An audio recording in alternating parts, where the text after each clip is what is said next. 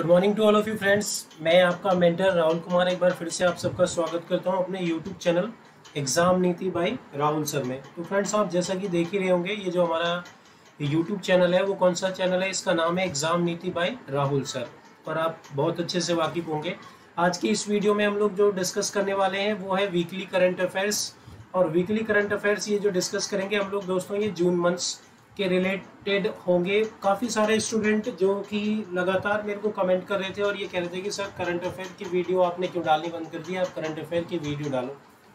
Actually आप लोगों के सपोर्ट से या आप लोगों के ही रिकमेंडेशन करने से एक बार फिर से मैं दोबारा करंट अफेयर्स की वीडियो मंथली पहले मैं डाला करता था, जिसमें कि आपका रिस्पॉन्स नज़र नहीं आ रहा था मुझे। इसलिए दोस्तों, अगर हम लोग बात करें तो मैं अब इसको वीकली करके आपके एग्ज़ाम के पैटर्न बेस्ड जो भी क्वेश्चंस आपके इंपॉर्टेंट क्वेश्चंस होंगे वही सिलेक्टेड क्वेश्चन डालूंगा। यानी आप इसको पूरे मंथली करंट अफेयर को 4 पार्ट में देखेंगे, या आप कह सकते हो 4 वीकली करंट अफेयर्स में एक महीने के रिलीज़ करूंगा, जिससे आपको भी पढ़ने में कोई प्रॉब्लम ना हो। और यहाँ पे अगर हम लोग बात करें, आप इसको अच्छे से रिस्पॉन्स कर पाए। ओके फ्रेंड्स, तो बिना किसी देरी के हम लोग स्टार्ट करते हैं हमारी आज की करंट अफेयर्स। ये जो करंट अफेयर्स होंगे दोस्तों, ये वन लाइनर होंगे, जिससे कि आपको बिल्कुल भी परेशानी ना हो। सबसे पहला क्वेश्चन देखो आपके सामने जो यहाँ पे डिस्कस किया गया वो ये है, राष्ट्रीय शिक्षा मंत्रियों का जो अभी सम्मेलन किया गया था हाल ही में, वो कहाँ आयोजित किया गया था। आपसे क्वेश्चन बन सकता है ये, तो ध्यान रखना, गुजरात में जितने भी शिक्षा मंत्री है ना, इन सबको यहाँ पे इन्वाइट किया गया था। और अभी अगर हम लोग देखें, केंद्रीय सरकार के द्वारा जो शिक्षा मंत्री अपॉइंट किए गए हैं वो कौन है, तो आपके सामने ये देख रहे होंगे कौन है, धर्मेंद्र प्रधान। तो धर्मेंद्र प्रधान के द्वारा अगर हम लोग बात करें, ये नई शिक्षा जो नीति है उसके उपलक्ष्य में ये मीटिंग रखी गई थी। इस सम्मेलन में राष्ट्रीय शिक्षा नीति जो 2020 में न्यू पॉलिसी लागू की जानी थी, इसके बारे में डिस्कस करना था। स्कूलों में कौशल और NDEAR यानी जिसे हम लोग क्या बोलते हैं, नेशनल डिजिटल एजुकेशन आर्किटेक्चर। इसके अलावा अगर हम लोग बात करें NETF यानी नेशनल एजुकेशन टेक्निकल फोरम, इसमें अगर हम लोग बात करें, ये वो 2 ऐसे डिजिटल पहलों पर ध्यान केंद्रित करने के साथ साथ देश में शिक्षा पारिस्थितिक तंत्र को मजबूत बनाना, और इसी उपलक्ष्य में यह मीटिंग रखी गई थी। ओके, तो आपसे बस इतना पूछा जा सकता है कि राष्ट्रीय शिक्षा मंत्रियों के द्वारा हाल ही में जो सम्मेलन किया गया था वो किस जगह पे किया गया था, तो गुजरात में किया गया था। इसके बाद नेक्स्ट अगर हम लोग देखें क्वेश्चन, तो नेक्स्ट क्वेश्चन आपसे देखो क्या पूछा गया है, NARCL के प्रबंधक के रूप में जो किसे अपॉइंट किया गया है, who has been nominated by NARCL managing director as a chief executive. यहाँ पे अगर हम लोग देखें MD और CEO किसे अपॉइंट कर दिया गया है, तो आप ध्यान रखना, गौरव सचदेवा नटराजन सुंदर को यहाँ पे अगर हम लोग समझे NARCL जिसका मतलब क्या है, तो आप यहाँ पे देख पा रहे होंगे इसका मतलब क्या है, national assets reconstruction company limited, national assets reconstruction company limited. यानी ये वो कंपनियां होंगी जो कि हमारी जो संपत्ति है, असेट्स है, उसको दोबारा से रिकंस्ट्रक्ट करने का काम करेंगी। और ये बैंकिंग सेक्टर के ऊपर काम करता है, जिसमें अगर आपने नाम सुना होगा ARC का, तो ये क्या होता है, असेट्स रिकंस्ट्रक्शन कंपनियां, जिसमें कि बैंकों का जो बैड डेप्ट है ना, बैंकों का जो बैड डेप्ट है, यानी वो लोन का रकम जो कि उसने पब्लिक को प्रोवाइड किया गया था और पब्लिक से वो उसे वापस नहीं मिल पा रहा है, तो ये जितनी भी असेट्स रिकंस्ट्रक्शन कंपनियां हैं वो क्या करती है, उसे टेक ओवर कर लेती है, खरीद लेती है। इसी के साथ हम लोग बात करेंगे हमारे तीसरे क्वेश्चन की। तो निम्नलिखित में से ये जो JSW है, इस प्लेटफॉर्म का CEO किसे नियुक्त कर दिया गया है, तो गौरव सचदेवा वो व्यक्ति हैं जिन्हें JSW का नया CEO अपॉइंट कर दिया गया है। आप यहाँ पे इनकी इमेज भी देख पा रहे होंगे, ये वही है गौरव सचदेवा। इसके बाद नेक्स्ट क्वेश्चन अगर हम लोग देखें, तो यहाँ पे नेक्स्ट क्वेश्चन आपसे पूछा गया है, अंतर्राष्ट्रीय योग दिवस जो कि हर वर्ष अगर हम लोग देखें कौन से महीने में, जून महीने में सेलिब्रेट किया जाता है। एवरी वर्ष जून के महीने में सेलिब्रेट किया जाता है। और कब, तो ध्यान रखना 21 जून को सेलिब्रेट किया जाता है, इंटरनेशनल योगा डे। आपसे क्वेश्चन ये बन सकता है कि ये जो योगा दिवस मनाया गया था, इसका थीम क्या था इस बार का, 2022 की इसकी जो थीम थी वो क्या थी, मानवता के लिए योग, मानवता के लिए योग इसकी थीम थी। आपको ये बिल्कुल ध्यान रखना है, मानवता के लिए योग। किस फॉर्मूला 1 यानी ये जो फॉर्मूला 1 रेसिंग होती है, इसमें grand prix circuit D Monaco 2022 को का जो ये अभी फॉर्मूला 1 रेस हुआ है, ये किसके द्वारा जीत लिया गया है? तो ध्यान रखना सर्जियो पेरेज के द्वारा।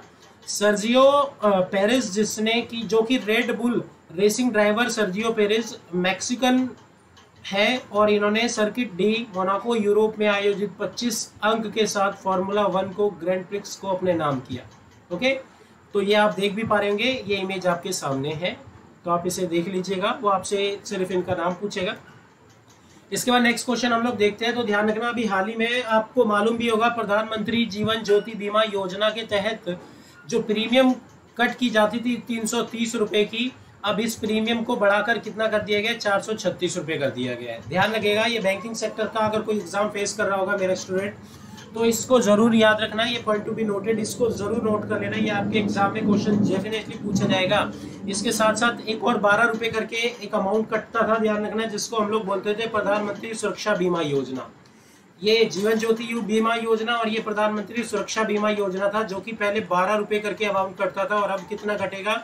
20 रुपीज कटेगा। जो पहले 330 कटता था वो अब कितना कटेगा? 436 कटेगा। तो ये चीज आपको याद रखनी है। ओके, इसके बाद हम लोग नेक्स्ट क्वेश्चन डिस्कस करते हैं। तो नेक्स्ट यहाँ पे अभी हाल ही में जो क्रिकेट टूर्नामेंट महिला T20 चैलेंजर्स 2020 का जो खिताब हुआ था, ये किसके द्वारा जीत लिया गया है? तो ध्यान रखना है, इसे हम लोग वुमेन्स IPL के नाम से भी जानते हैं और ये अवार्ड या ये जो कप है सुपर नोवास के द्वारा जीत लिया गया है, जिसकी कैप्टन कौन थी? तो हरमनप्रीत कौर। हरमनप्रीत कौर इसकी कैप्टन थी और हरमनप्रीत कौर की टीम ने महज 4 रन से बहुत ही रोमांचक मुकाबला था जिसको जीत लिया गया है सुपर नोवास के द्वारा।